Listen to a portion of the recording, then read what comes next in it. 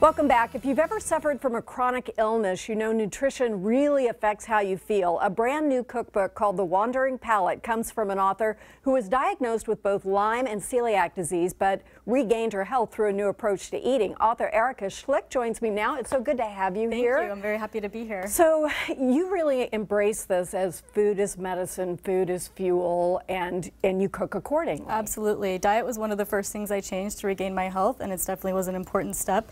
And I've been in remission for about 2 years from Lyme disease. Thank you. I'm so glad you're well. I still eat this way. You know, diet is your medicine. You know, making sure I eat clean really helps me stay healthy. And I think if we think of it that way, then some of the temptations fall away. Absolutely. Who wants to sabotage themselves exactly. with their food? After years of not feeling well, I don't want to risk it. I want another day of being in bed. So that's what The Wandering Palate is all about. The book really helps us kind of learn new ways to incorporate these things that we want to eat. We just maybe don't know all the different things we can do. Absolutely. The book really is my version of recreating a lot of the foods that I missed and can't have anymore, and making them a healthy alternative with paleo ingredients that can really help me still enjoy the recipes and stay healthy. Right. Thumbs up. Okay, so what are we making today? Today we're going to be making a beet and grapefruit salad. Which ends up looking like this, and I've been eyeballing this for some time now. That looks so delicious. It is delicious, and it's a great side for Thanksgiving. It's a great salad if you just want something kind of light for dinner. It's pretty hearty, or I really like it as a side with fish. I have a pistachio crusted cod recipe that I like to pair this salad with, and it's delicious. Okay, how do we do this thing? So we're going to get started. So the recipe does call for segmented grapefruits, and I know that can be a little intimidating for people, so I want to do a quick demo today of how easy it is to do it. Thank you, because I still mangle a grapefruit. I will watch carefully. It is so easy. Once you do it a few times, you'll be a pro. So we'll start with our grapefruit, and I like to cut the top of it off, and you want to make sure that you can see the flesh and you just see the white skin, and then we're going to cut the bottom too, and this is more just to stabilize it for when you're working with it. All right. And so now we've got our prepped grapefruit, and you just take a chef's knife and you really just cut around the edges, and you can see you have the flesh. Look so easy. I'm telling you, after a few times, you'll be a pro too. Okay. So I won't do the whole thing, but you can see, we can start to see the flesh here. It's really clean. And I like to use a paring knife, and what you do is you kind of go in the webs of the grapefruit. And just pop it out. And then just pop it out. And there's your perfect segment. Super so much easy. easier than cutting it in half and then trying with a spoon to get at it. Absolutely. All right, so you have some that's already put together. Yep. So this is our beets. So there's a couple different ways you can cook it for the recipe. You can either wrap them in foil, roast them. Takes about 50 to 60 minutes in the oven. Super easy. My favorite is using my Instant Pot. I put 4 or 5 beets in there. It's so easy. 10, 20 minutes later, depending on the size of the beet, it's cooked and ready to go. I love beets. All right, so that we'll go ahead and delish. start the salad. So we've got our beets. It's good to either kind of cube them, wedge them, you know, cut them to whatever size you want. And why are beets good for us? Can I have a little snack? Absolutely. You know, they're really great vegetable, and they're good for helping your body detox, and you know, they just taste really good and keep you full. Delish. And then we have our grapefruits. These have been segmented.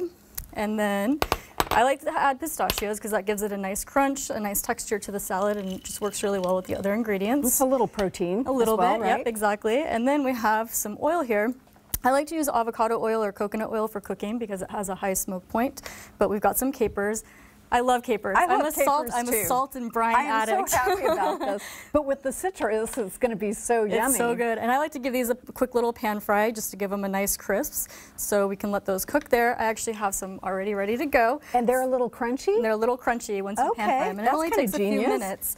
So we'll go ahead and sprinkle that on as well. All right. And now we have our dressing. Do you want to give me a hand making the dressing? Okay, what should I do? So this is a lavender citrus dressing, and I absolutely love it. It's so good. So actually there's a little tip. Once you segment your grapefruits, you can hold on to the flesh, and there's a lot of juice in there. So you can squeeze it, and then we'll reuse the juice in the dressing. And there's a little in the ends as well, right? All of it? All of it. Okay. So that's a 1/4 cup of grapefruit juice. Alrighty. And then we have 1 tangerine that's been juiced. Wow, that smells so good, by the way. And then we have a whole lemon. So it's a really nice blend of all the best citrus.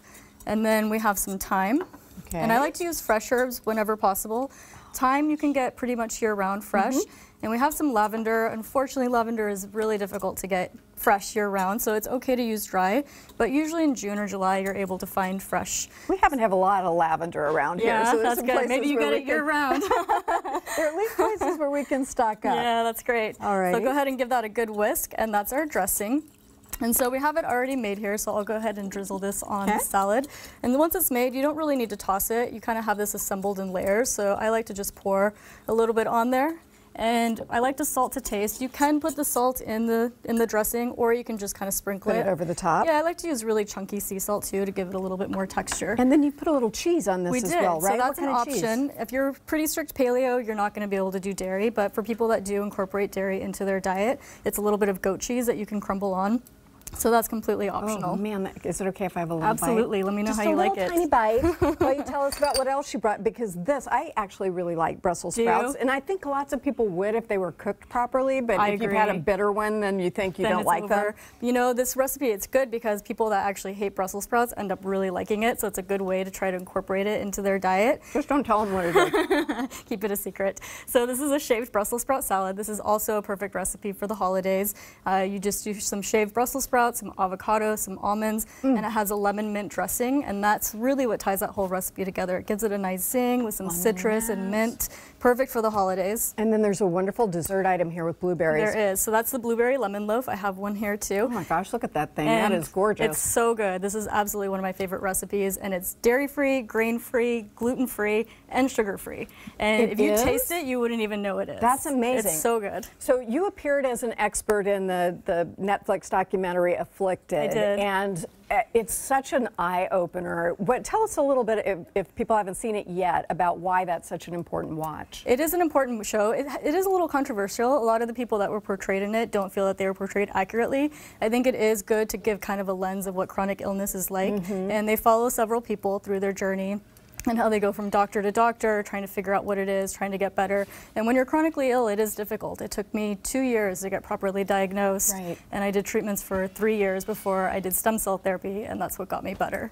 And especially Lyme disease, it seems like that, and there are many autoimmune diseases in general that are so confusing for people and for experts. Absolutely. But the idea was this can be a part of your wellness. Absolutely. Diet is huge. If you're not going to fix your diet to try to get better, you're going to have a really hard time healing yourself. And so in terms of what this diet is for us, is it something that suppresses inflammation? It does. What would you describe the physical effects of eating this way? It cuts out all the inflammatory foods eating this way, so you're cutting out grains, which can be really negative for your gut, legumes, sugar, things like that, and you're sticking to eating whole foods, grass-fed meats, high-quality proteins, pasture-raised eggs, so you're really looking for quality. And I find that when I use quality ingredients, you don't really need a lot of sauces and things to kind of cover up the flavor or texture of bad food. Your food just tastes so good. It's simple, it's bright, it's healthy, it looks beautiful.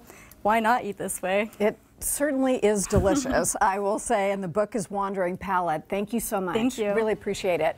Up next, how accent chairs can make a big impact in any room and maybe give you a little extra